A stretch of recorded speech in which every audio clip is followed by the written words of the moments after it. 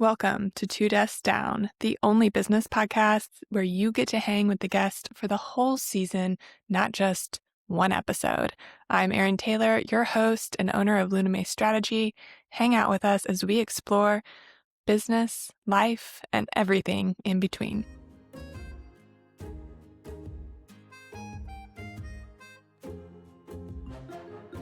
I'd love to know what your favorite conversation starter is. Okay.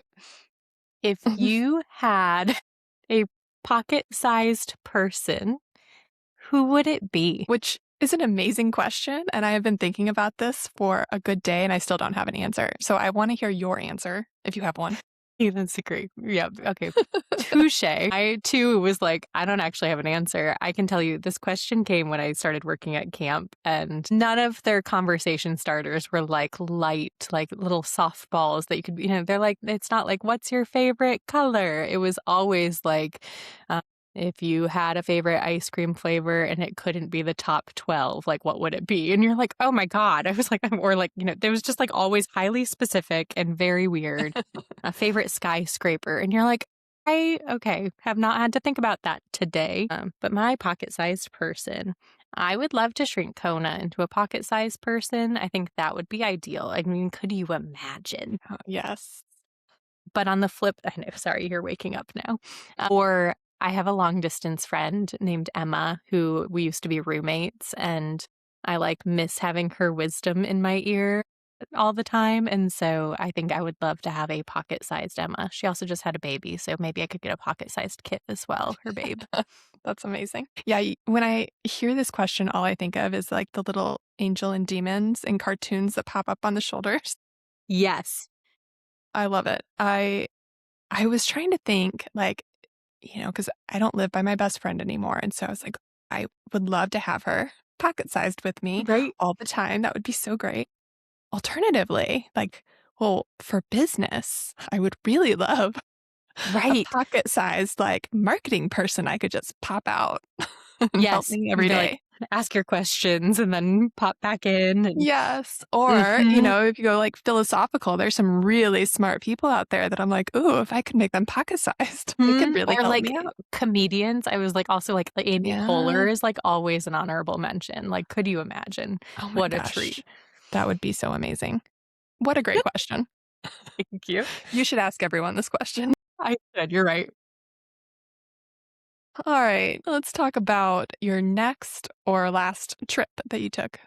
Oh my gosh, we are headed this weekend. My family does a family reunion every year. And so we are headed to the Donner family reunion. And yeah, so that'll be my next trip. We all camp together.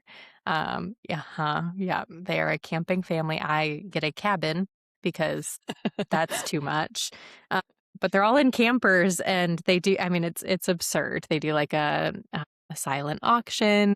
There's a horse race. There are no horses involved. Everybody has a stick horse or an object that they ride on. It's truly like an absurd family function, but we've done it for so many years, and it's just like a great way to see family. That's amazing. How big is the Donner family? Probably, it's like, good gosh, like 50? Okay. There'll be like 50 people there.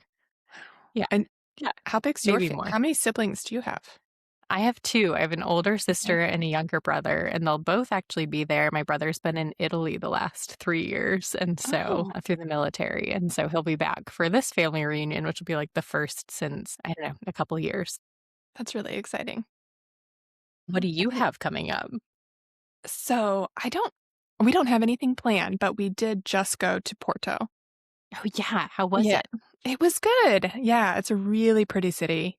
Very, very steep inclines, even compared to Lisbon. So we got our workout, but it was very nice. It did feel very small compared to Lisbon, and we're very happy with our decision to move here. Also, Porto is, I feel like it's kind of like Seattle-esque, where it's Okay. a little overcast, a little rainy, but it's Mm, coastal, and I need a little bit more sun a in my little life. more sun.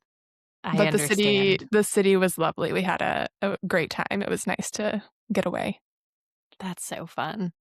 I get you on the sun. I didn't realize in moving to Cleveland that Cleveland is supposed to have as many, if not more, cloudy days than Seattle, which is famous for its cloudy days. Is that insane? I was like, It, nobody advertised this to me, but alas, here we are. So oh, I wow. understand the need for sun. Yes. I don't know. There's something about a cloudy, like overcast, drizzly day that makes me want to do nothing. Yes. Yes. No, truly. Being a business owner in a cloudy city is a tricky one. No. Struggle. Just give me a book and candles. Well, tell me about your latest food obsession. I've been making granola lately. I didn't know how easy it was to make granola. It is really just like oats and then your add-ins and then you roast it in the oven for like a hot minute. But it has been like a fun, we made it as like a Mother's Day gift out to go with some hand-stamped towels, which I crafted. Nice. Throwback to Love it. last episode. And I was like, this is so easy. I was like, I don't know that I'll make it every week because that's just like, another to-do list item, but it's been a lot of fun to like add in different things, make different flavors. I love a good granola. There's So good. so are you a crumbly granola or do you like the big chunks in your granola? How are you making it? I'm crumbly. I like it like evenly dispersed throughout my yogurt. I'm not a big chunk of anything. I have a whole thing around surprise fruit being in yogurt. Like I do not like chunks of fruit in yogurt. Mhm. It's a whole lore amongst my friends that we have a big discussion about. But yeah, so like big chunks of things in my yogurt are not my favorite. So you're blending all of the nuts and okay. Yes. Yeah, like chopping them, getting them small so that it can be nice, like, yeah, crumbly and dispersed. Maple syrup, honey? We're gonna get into Yes. details here. I know. I know.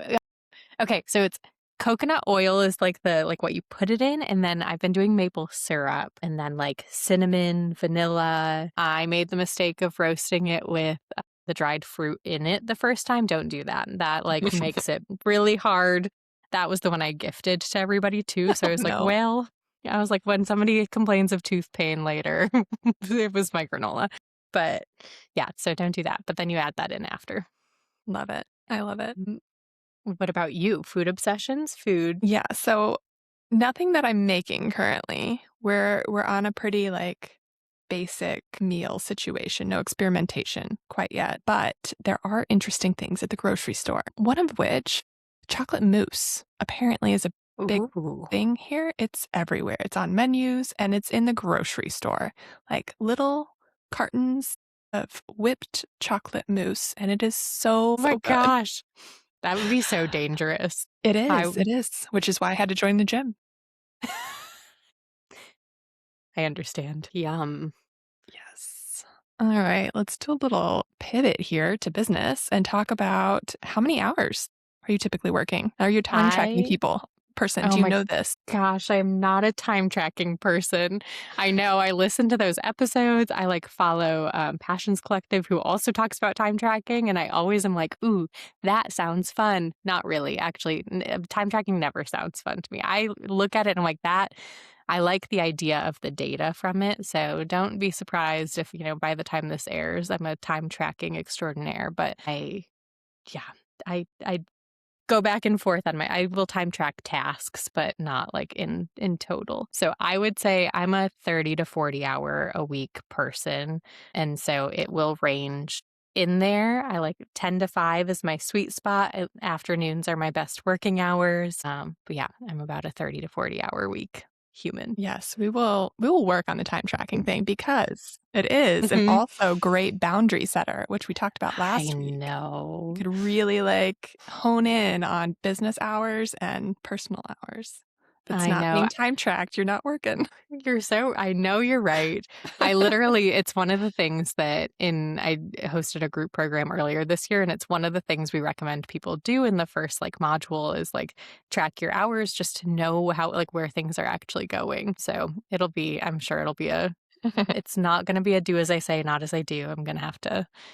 I'll do an experiment. Yeah. I'm a 20 to 25 a week Okay. person. I Yes. love that. Afternoons are also my sweet spot, which works out really well for me now in this time Yeah. zone. Everyone else will think I'm a morning person, but here in Lisbon, which is 5 hours ahead of the East Coast, I get to work like starting at like 1 or 2 p.m. after lunch. That's so nice. I was like, Mm-hmm. that's the dream. I was like, that's what I would ideally work towards. So I'll Yeah, join you here soon. great. In Lisbon? I mean, also the dream, but Cleveland is currently my heart and home. Okay, so we're on Instagram and Threads a lot as business owners in our marketing. Who should we be following? Who are your top people you'd recommend? Oh my gosh. I was like, this feels like MySpace where I'm ranking my top friends. But really, I was like, I love so many humans online. So I was like, who can I shout out that I just adore?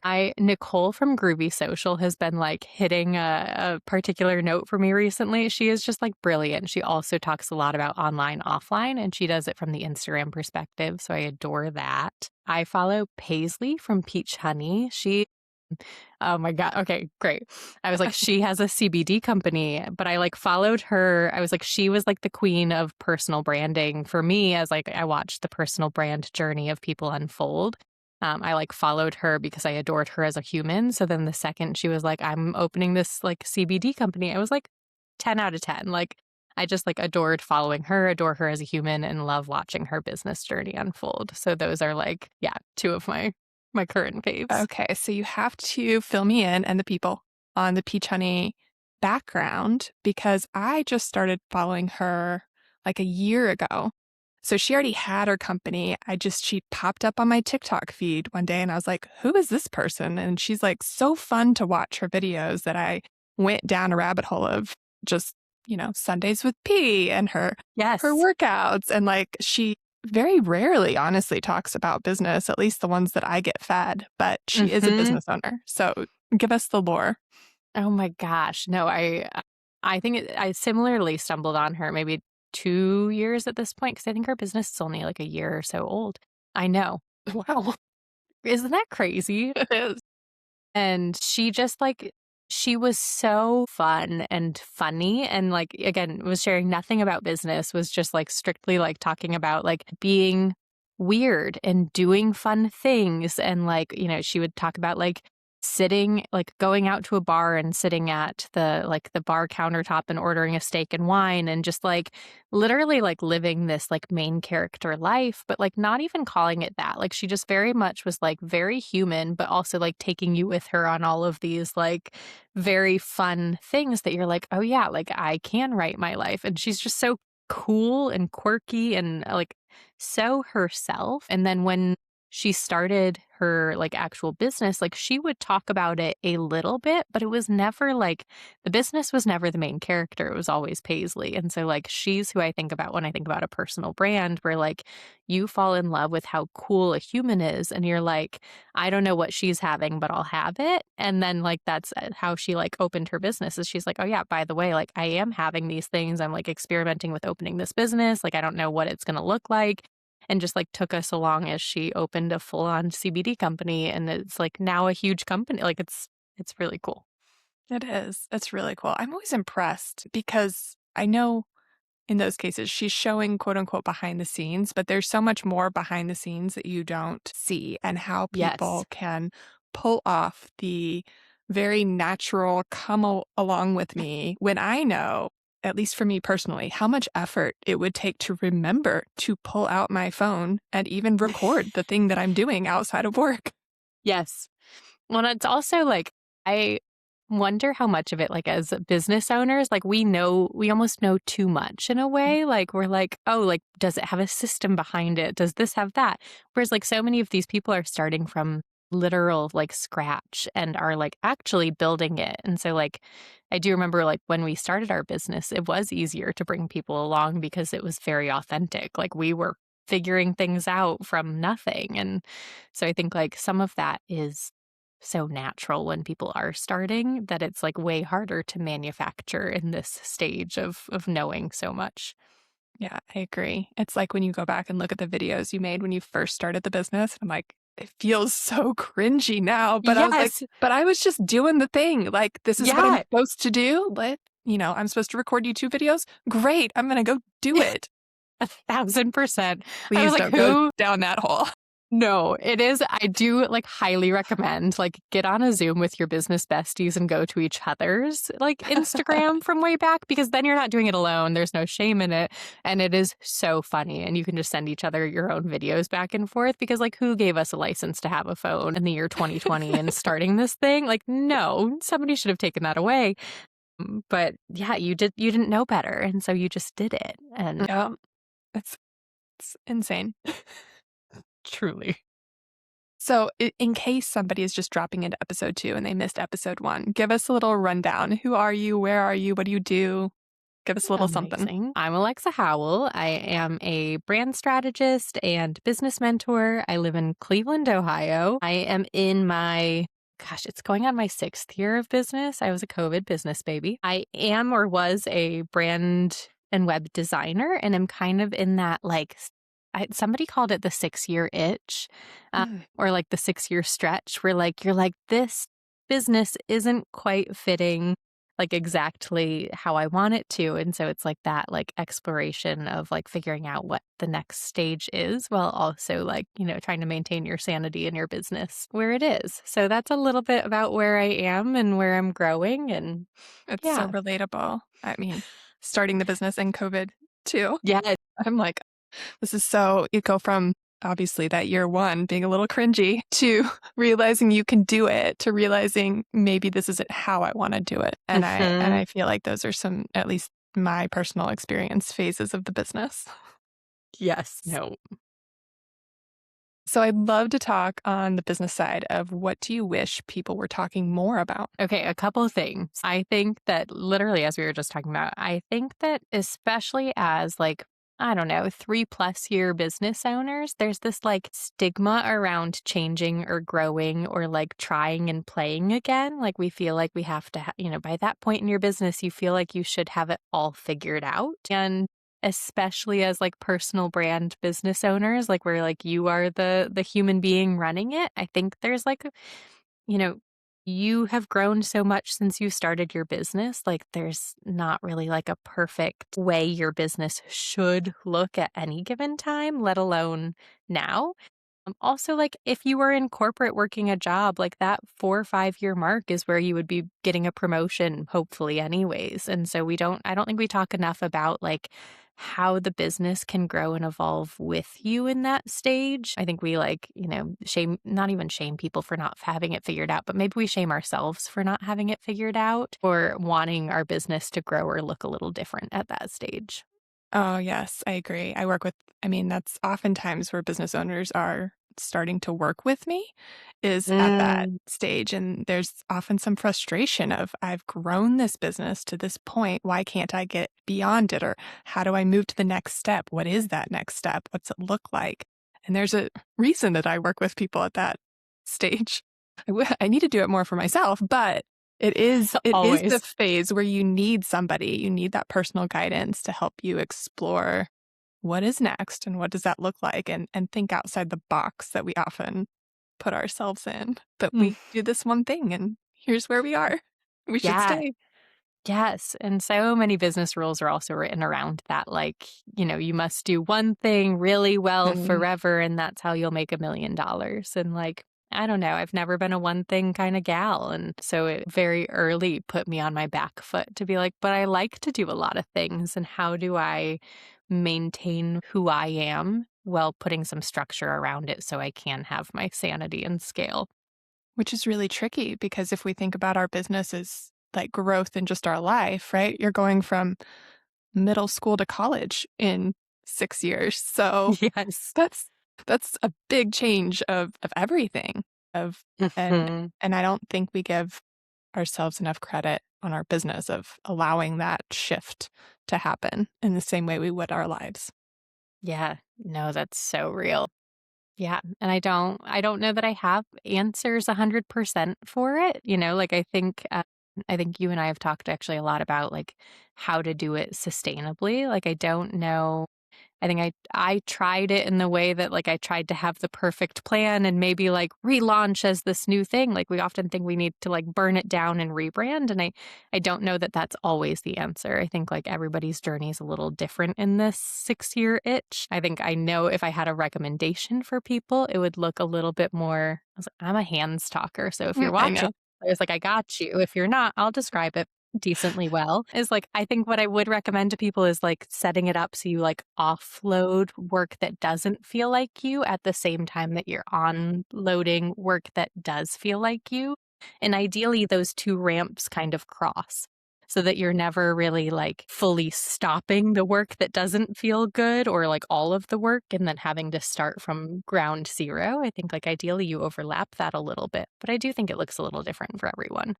Yes, I agree. And yeah, you mentioned sustainable business. What do you mean when you think of sustainable business?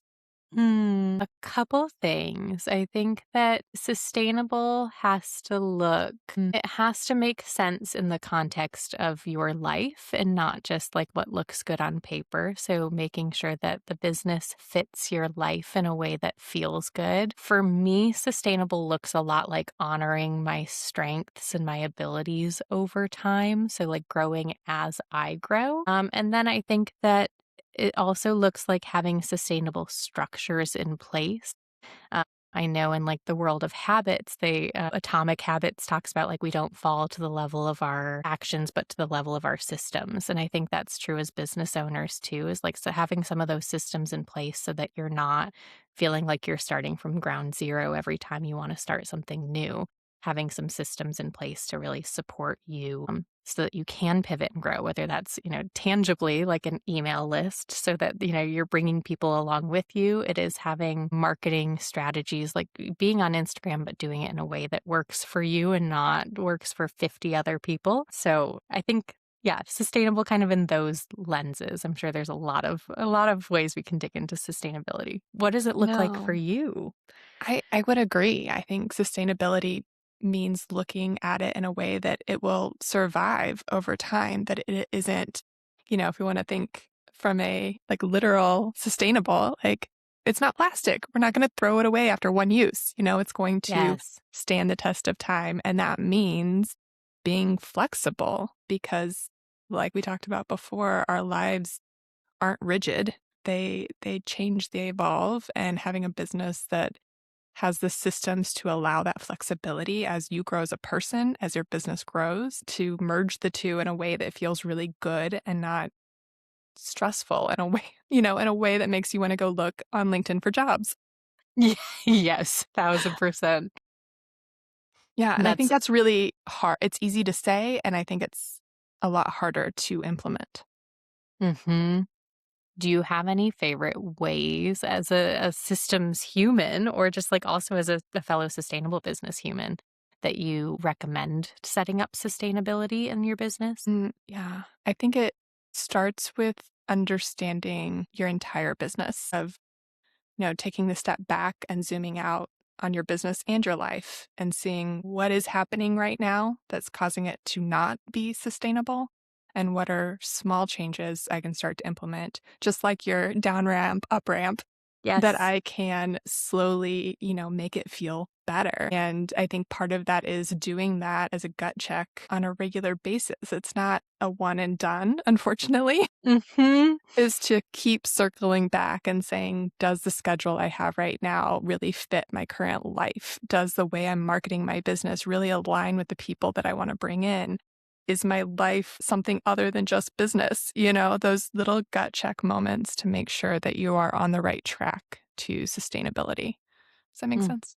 Yes. Yeah. No, I use the analogy a lot with my clients around, like, somebody gave me the idea around like pulling weeds Mhm. in our business, that like maintaining our business is a lot like pulling weeds. And I like to go like even kind of like a layer further of like when you pull weeds, people recommend you like leave them out in the sun so they die. And so I think like sometimes in our business, we have to like pull up those things that we think are holding us back and then like leave them in the light. And that looks like being honest about like what things in our business aren't working and meeting them not from a place of shame. Like, am I working more than 40 hours a week. Like I can pull that weed and say like, ooh, yeah, maybe I am. And it doesn't feel good, but I'm not letting myself shame myself around it. I'm just saying, oh, I'm observing this. Let me pull that, bring it into the light. And then now that I see it on paper, like taking that big picture perspective, now that I see it happening, I can choose to let it die. So, like, I can choose to let it like die in the light and then choose something different. Oh, I And so really I love think, that. yeah, yeah, I just think like shame dies in the light. And so, like, getting some of those things into the light and just seeing them really helps so that you can decide what stays and what goes. I agree. And that's, part of why I want to have these conversations is so, you Yeah. know, people don't feel like they're alone in these decisions in this, cycle. No, I love that. I was very excited when you announced this podcast because I was like, this is, like, I think for a long time, marketing looked like putting people on pedestals and being like, copy paste. I'll have what she's having, I'll do what she's doing, and I will see success. And I think like talking to the business owners who like are actually in the weeds of it and are actually, like are actually doing the things and like, doing little things to make their business more sustainable and not rebranding every other week. And yeah, it doesn't have to be these grandiose things. It can be, but it doesn't have to be. And oftentimes it's not. It's the little things that get you there. It's the things of, making small adjustments to the processes you already have to lighten the load or to make the client experience better or to give your team clarity so they can actually do their job. It's those things that really move the needle and they aren't glamorous. I know it's like not the sexy part of owning a business, but it's No, the it's really not. important. And I think the big thing with that, or maybe one of the things that helps you keep that in mind is community. So like whether it's Mm, listening to a podcast like this, who helps you like keep it, like within context of your business. Like I think community is the thing that grounds you into what's actually possible because they'll like help you're building alongside other people who are also doing the small, unsexy things in business, but are also building sustainable and lovely businesses. And those businesses over time support more and more and more people. And I think that's incredible. it really is. It really is. I'd love to hear your thoughts on how you step back and take a look at your business and pull up that weed because when you're in it and you're doing the work, it's really hard to see how you could possibly have a minute to make adjustments or, make those changes for without burning it all down. So, Mhm. do you have any personal recommendations on how to do that? I'd be lying if I said this isn't the work that I do with a lot of my clients. I'm an external processor and I know that a lot of my clients are also external processors. And so like you can do all the journal exercises, but sometimes it's also taking it to another person and actually talking it out.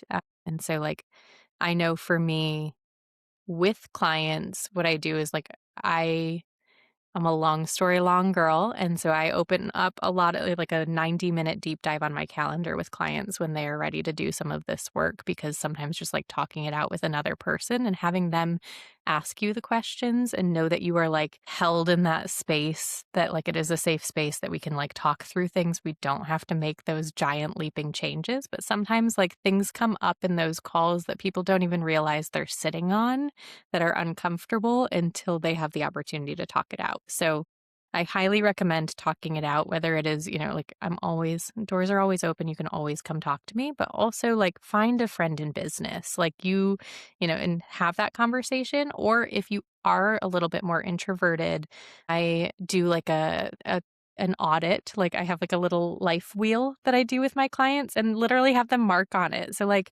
to sit aside some time and just kind of like audit, go through and just kind of get that picture of what life and business is looking like. It doesn't have to be grand to count. It can be a 20-minute journal session where something comes up and you say, okay, like what is the tiniest little change I can make to that thing that came up? So if you notice that you're working a lot over hours. Or one that my clients will do sometimes is they don't realize how much they're thinking about their business outside of business. And so, like, once they have that realization, like, what is the tiniest change we can make? Maybe it's getting a brick for your phone. Maybe it's just adding a parking lot. Like, what is the one littlest thing you can do to try and ease that?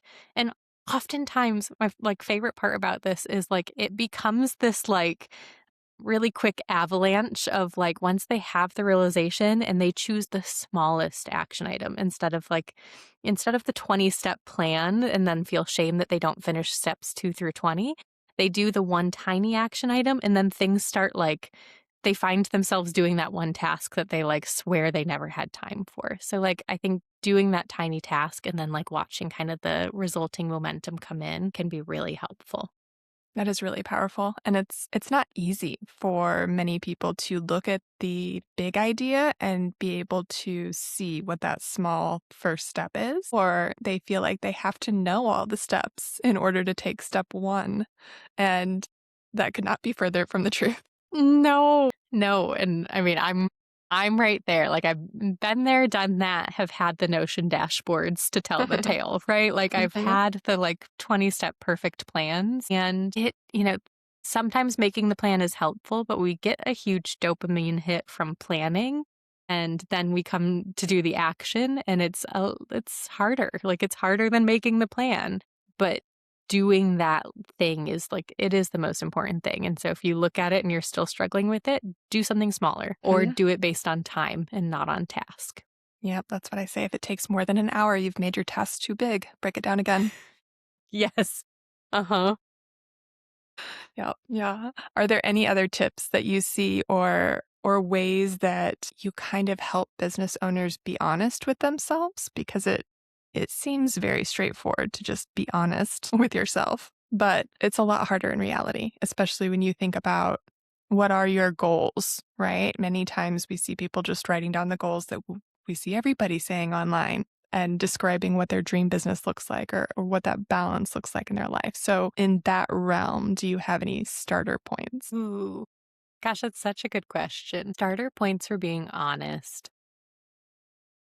Well, sometimes it's really hard to be honest with just ourselves. Like it's when clients come to me, I kind of describe it as these like things that stick to them of all of the shoulds that come up.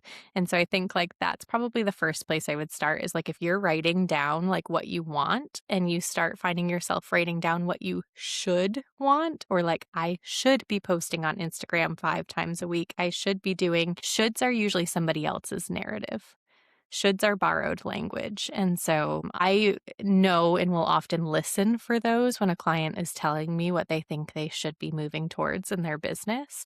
And so, like, I'll ask more follow up questions to dig in on that and like figure out what we actually want. But that's kind of something as you're like writing down your vision of what you want, that's something to look for. Or you can always go find somebody and ask them to look for, like, ask you more questions. Like maybe, like maybe that first version is somebody else's borrowed version. So we need to dig a little deeper. Is that what you did Yeah, for yourself during this pivot? good question. Yes, I did do a lot of writing for myself around like what I wanted this next chapter to look like. Like, if I were honest, like, what would that really mean? And then I kind of go through a 4P process for myself. It's like that permission stage is usually step 1. And that's where we uncover what you actually want and not what you're borrowing from somebody else. So like w- if I had permission to go for what I wanted, because usually I'm waiting on permission from myself to go for what I want. And so like what would that look like? What would that tangibly look like? What would it feel like? Just kind of like exploring that. I will put it into like the first most viable plan. And so it's usually like what is the easiest entry point for this? What is the easiest on ramp? What balls can I put in motion? Like, what can I just like putz around in like a very simple plan just to get started? And then my big one is play, is like kind of my next step to any of those plans is just like, okay, once I have them in motion, what would be the most fun way to go about this? Like, how can I add a little bit more fun to this? How can I make this a little bit more me? And usually those things happen for me in motion and not necessarily in the planning phase. Because I could sit there and plan forever. And so instead, I'm like, okay, like, fine.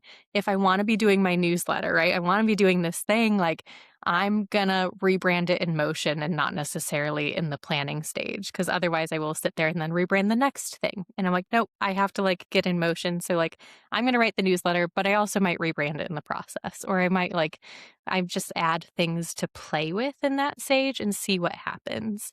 And then I find that most of the time that like fourth P is like we have to measure our progress. And that means looking back and actually like being proud of the progress we made and Mm. not shaming ourselves for the 20 things we didn't do, right? Like when we make a plan and there's a million things we didn't do, we often focus so much on those things we didn't do. And we have to measure progress backwards and not forwards. So we get to sit there and say, like, what did I actually do? Like, what is, what am I proud of? Like, why am I excited that this happened? And so that's kind of like what I uncovered in as what helped me kind of start to move forward again, get like the wheels on the bus moving. But yeah, That was so good. That's going to help so many people. it's It's so fun. that last one is very hard. It seems like the easiest, but it is, at least for me. I have a It's very so hard hard. time like stopping and celebrating anything I did because I'm on to the next part. Mhm. Don't hate me for this one, but my one of my, like, favorite quotes to come back to is, like, "If I'm not happy here, I'm not gonna be happy there." And so, like, the top of the mountain is not where we experience happiness, like, we have to experience it now in order to know what it's gonna feel like there. And that's a tricky one to hit, especially in business, because you're like, oh, I'll be happy when I get this project done. There's always another project. Mhm. And so we have to build the sustainable business with happiness woven in. Otherwise, we're not going to be here. Mm, that's so good. And that's where we'll end for today.